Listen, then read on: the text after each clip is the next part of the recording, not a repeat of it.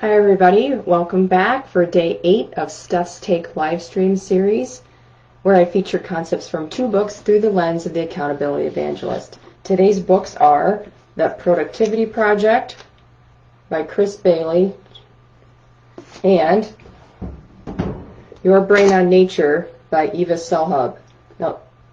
And Alan Logan. It's really hard for me to do this backwards. Okay, so we're going to start with The Productivity Project by Chris Bailey. So Chris did a number of productivity experiments, so you and I don't have to. Some of them were pretty crazy. Some of them weren't. I'm not going to go over them with you now. I'll just tell you about a couple of them. He did some living in isolation. He worked for 90-hour work weeks and then 20-hour work weeks and compared the productivity between the two.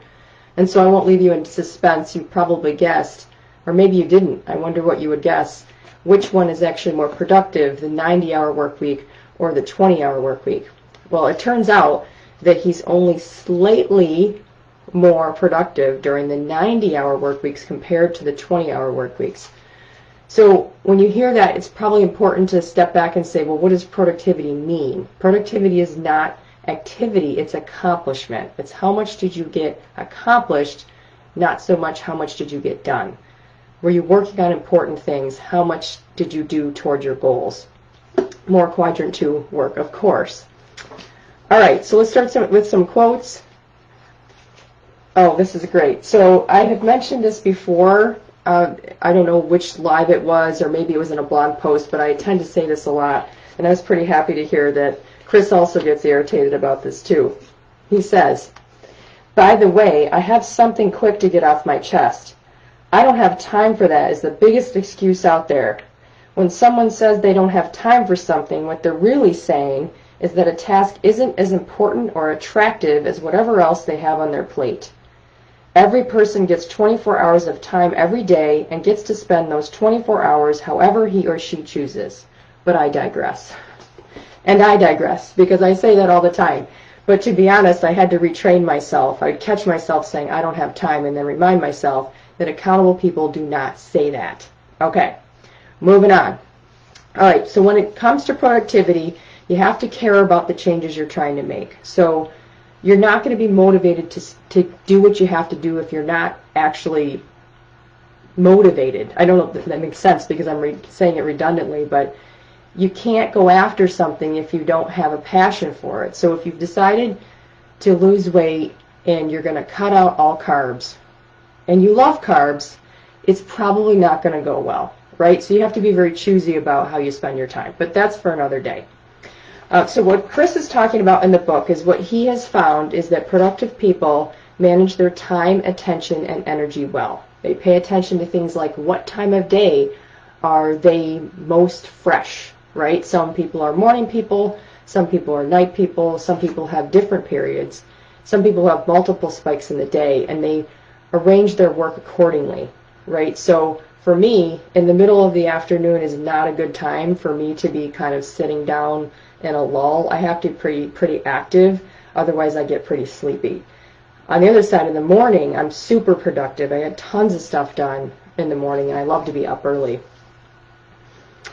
Another concept from Chris is the knowledge versus time economy. So again, knowledge is about accomplishment, and time is about activity. So that's where he did that experiment with the 90-hour work weeks versus the 20-hour work weeks. But we have grown up in the culture that values time, right? We're paid by the hour typically. We work 40-hour work weeks. You know, people aren't paying attention to how much we're getting done in that time, just whether or not we were there. So the best companies realize that it's better to focus on what people accomplish. And it's pretty interesting to see right now with quite a bit of the world going virtual, at least temporarily during this quarantine for COVID-19. I think the mindsets are shifting to recognize that it really doesn't matter when you're in your seat, when you're in front of your computer, how long you're in front. It's about what you're actually accomplishing. All right, so when you do take the time to sit down and accomplish something, one of the benefits of limiting your time is it gives you urgency to get a task done. And it also is an antidote for procrastination. So that's one of the concepts in the book I thought that was pretty interesting. it made me think of when you're about to go on vacation, right? And you're trying to clean things up before the week you're on vacation. You get a ton done the week before. Now, that's an arbitrary urgency, right? You could have been that productive the week before that, but you didn't have the urgency of the vacation pushing you to get things done. So if you can trick your brain to think about that urgency, you'll also be more productive. He also speaks about how to structure your day. And he says, there is a zone where your day has the perfect balance of structure and free time, where you have enough structure to guide you to being productive, but not so much structure that your day feels rigid and out of your control. So I have a term for days when I have no meetings and I can spend all day in quadrant 2, and that is glorious. I actually write it on my calendar, glorious. It happens so infrequently, and I've written a blog post about it. Glorious discretionary time, when you get to choose how you spend your time. It's not realistic to have that all the time. People have meetings, people have obligations, but to the extent that you can carve out focused time for yourself, you'll be way more productive. And that's pretty consistent with everything you've heard in all these books we've been talking about the brain. Okay, so let's move on to the second book, Your Brain on Nature. Very interesting book, a little more scientific, so not sure the type of person who would want to read about this. At the time that I picked up this book, I was really, really interested in the nature effect. I'm a big fan of orienteering, which is hiking in the woods, basically, to walk or run a course, and I just love it. And there's a term the Japanese have, Shinrin Yoku, I hope I'm saying that right, which is forest bathing or basking in nature, and it's highly recommended for your health. And if you exercise in nature, you actually get a compound effect. So it's what they call vitamin G, green space. Green space combined with mindfulness, and then you throw in exercise and you get a really awesome effect. All right, let's see. I've got a quote here.